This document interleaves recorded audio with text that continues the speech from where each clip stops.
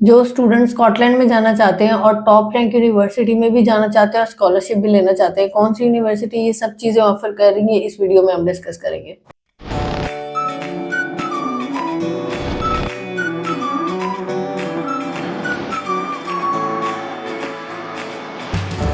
अस्सलाम students, my name is Atika Gill and I am the CEO of AGS consultant. आज की video में हम बात करेंगे हैरियट वॉट यूनिवर्सिटी के बारे में। मेरी पर्सनल फेवरेट यूनिवर्सिटी है।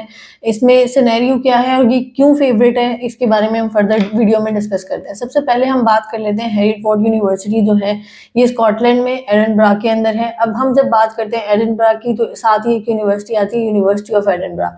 बहुत सारे स्टूडेंट्स का माइंड होता है, उनकी ड्रीम भी होती है कि वो टॉप रैंक यूनिवर्सिटीज में जाएं, लेकिन क्योंकि कॉस्ट इफेक्टिव नहीं होती है और यूनिवर्सिटी ऑफ एडिनबरा की फीस भी बहुत ज़्यादा है और एंट्री रिक्वायरमेंट भी काफ़ी हाई है, तो स्टूडेंट उसको प्रोसीड नहीं कर सकते। उस सिचुएशन में फिर Heriot Watt University come to the rescue वाला हिसाब किताब हो जाता है। क्या सिनेरियो है हैरियट वॉट यूनिवर्सिटी के, अगर हम बात करते हैं रैंकिंग वाइज तो ये टॉप वर्ल्ड में 281 नंबर पे आती है।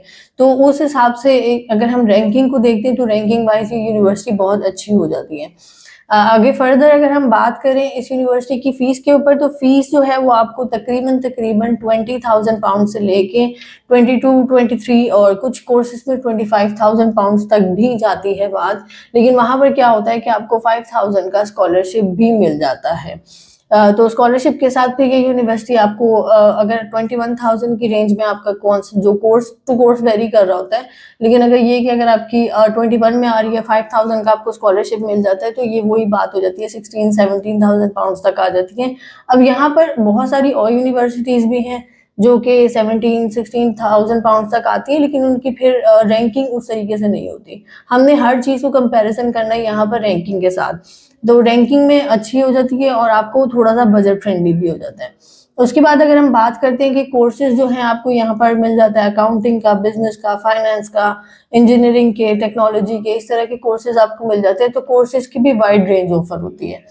फिर उसके बाद बात आ जाती है कि इसके इनटेक जो है अभी फिलहाल, क्योंकि मेन इनटेक क्लोजिंग की तरफ है और वैसे भी ये यूनिवर्सिटी जो है ये आपको मेन इनटेक ऑफर नहीं करती, ये जनवरी और सितंबर ऑफर करती है। तो अब आगे अगर जॉन से भी स्टूडेंट इसमें अप्लाई करवाना चाहते हैं उनके लिए अब गोल्डन अपॉर्चुनिटी है, इसको आपने वेस्ट नहीं करना। एक तो ये चीज हो जाती है कि सितंबर इनटेक इन जनरल बड़ा इनटेक होता है, तो आपको हर तरह के कोर्स ऑफर हो जाते हैं। तो अगर कोई स्टूडेंट जो है वो बहुत सिलेक्टिव होते हैं अपने कोर्सेज की तरफ लेकर, तो उनको सितंबर इनटेक को मिस नहीं करना चाहिए। फिर हम बात कर लेते हैं इसका इनिशियल डिपॉजिट। इनिशियल डिपॉजिट वही 8,000 पाउंड है, जो नॉर्मली अगर हम बाकी यूनिवर्सिटीज में भी बात करते हैं, फॉर एग्जांपल अगर हम बात करें जीसीयू की, तो जीसीयू का भी अप्रोक्सीमेटली आपका 6,000 पाउंड का वो आ रहा है। बाकी भी अगर हम यूनिवर्सिटीज की बात करें तो इसका और उसका इतना ज्यादा डिफरेंस नहीं है, लेकिन अगेन रैंकिंग अच्छी है। उसके बाद अगर हम बात करते हैं कि अगर स्टूडेंट जो है फॉर एग्जाम्पल आपके फाउंडेशन में आप जाना चाह रहे हो, तो ये यूनिवर्सिटी जो है वो आपको सिंगल कैश और इंटीग्रेटेड कैश दोनों देती है। आप इसमें जा सकते हो। अगर वो मोस्टली यूनिवर्सिटीज में क्या होता है, जब आप सिंगल कैश लेके जाते हो तो आपकी डिग्री कंप्लीट होने के बाद आपको आपकी कंट्री वापस आना पड़ता है और देन फिर आपको दोबारा वीजा के लिए अप्लाई करना पड़ता है। यहाँ पर ऐसा कोई केस नहीं होगा। आप दोबारा इंटीग्रेटेड कैश और सिंगल कैश में भी इतना डिफरेंस नहीं होता, बस ये होता है कि आपको वापस पाकिस्तान आके अप्लाई करना पड़ता है। जो स्टूडेंट इस चीज से बचना चाहते हैं तो ये यूनिवर्सिटी आपको ज्वाइंट कैश देती है, उसके लिए आपको वापस पाकिस्तान आना नहीं पड़ेगा, आप डायरेक्टली वहां पे अप्लाई कर सकते हो। तो एंट्री रिक्वायरमेंट की अगर हम बात कर लें, एंट्री रिक्वायरमेंट में क्या सीन है कि अगर आप सिंगल कैस्ट के साथ जा रहे हो तो आपको आइट्स 4.5 नो लेस देन 4 रिक्वायर्ड है, लेकिन अगर आप इंटीग्रेटेड कैस्ट के साथ जा रहे हो तो फिर आपको 5.5 नो लेस देन 5.5 चाहिए। अगर हम इसमें इंटरमीडिएट की परसेंटेज के ऊपर बात कर ले, तो इंटरमीडिएट में आपको 55% मार्क्स चाहिए होते हैं एडमिशन के लिए, उससे कम ये यूनिवर्सिटी एक्सेप्ट नहीं करती। इन जनरल अगर हम बात करें बाकी यूनिवर्सिटीज़ की, तो फाउंडेशन पे वो 50% वाले स्टूडेंट को भी ले लेती है, लेकिन ये यूनिवर्सिटी 55% से बिलो मार्क्स को एक्सेप्ट नहीं करती। अगर सीजीपीए की या परसेंटेज की हम बात करें, तो परसेंटेज में ये यूनिवर्सिटी में एटलीस्ट आपको 60% मार्क्स रिक्वायर्ड होते हैं। और जो आर्ट्स की अगर हम बात करें, जो आर्ट्स के सब्जेक्ट्स हैं उनको 6.5 नो लेस देन 5.5 पे ये यूनिवर्सिटी एक्सेप्ट करती है। और अगर हम बात करें दूसरे प्रोग्राम्स की, तो वहाँ पर 6.5 नो लेस देन 6 बैंड्स चाहिए होते हैं। अल्टरनेटिव टेस्ट की यूनिवर्सिटी एक्सेप्ट नहीं करती है, वहाँ पर आपने ये चीज़ देख लेनी है। नॉर्मली पहले ये होता था कि मल्टीपल टेस्ट वगैरह एक्सेप्ट किए जाते थे, लेकिन वो अब सीन नहीं है।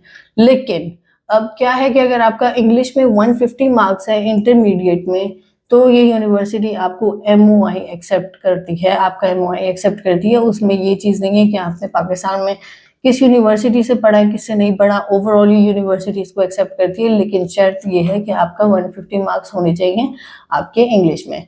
तो ये ओवरऑल सिनेरियो है। और एक और चीज़, फाउंडेशन नॉर्मली स्टूडेंट को क्या होता है कि जो फाउंडेशन वाले स्टूडेंट होते हैं उनका गैप एक्सेप्ट मैक्सिमम 2 या 3 ईयर्स का हो रहा होता है, लेकिन हैरियट वॉर्ड यूनिवर्सिटी आपका 5 ईयर्स का गैप एक्सेप्ट करती है। आपकी शर्त ये है कि आपका 55% इंटरमीडिएट में होने चाहिए।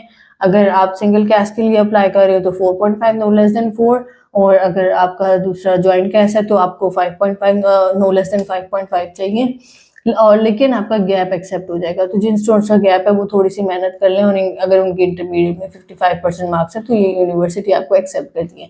वहाँ जाने के बाद ये यूनिवर्सिटी आपको ईजी इंस्टॉलमेंट्स देती है 6 मंथ्स की, उसमें आपने अपनी रिमेनिंग फीस पे करनी होती है। ओवरऑल अगर हमने पहले भी बात की है, स्कॉटलैंड की बात करते हैं, तो as compare to other cities ये यहाँ पर सस्ता है। एज कम्पेयर टू अगर हम लंदन वगैरह की बात करें तो यहाँ पर आपको बजट फ्रेंडली हो जाता है। तो ओवरऑल हैरियट वॉर्ड यूनिवर्सिटी हम रैंकिंग के हिसाब से देखें, कोर्स के हिसाब से देखें, क्वालिटी ऑफ एजुकेशन के वाइज देखें, तो हर इस लिहाज से बहुत अच्छी यूनिवर्सिटी है। स्कॉलरशिप ऑफर कर रही है, तो लेकिन ये है कि अगर आप इतने पैसे लगा रहे हो तो आप उसमें अगर थोड़े से ज़्यादा लगाकर आपके पास एक टॉप रैंक यूनिवर्सिटी में से किसी यूनिवर्सिटी की डिग्री आती है तो वो बहुत अच्छी चीज़ हो जाती है। इससे रेलिवेंट कोई भी क्वेश्चन हो, कोई भी क्यूरी हो, आप मुझसे मेरी टीम से कॉन्टैक्ट कर सकते हैं। Thank you so much.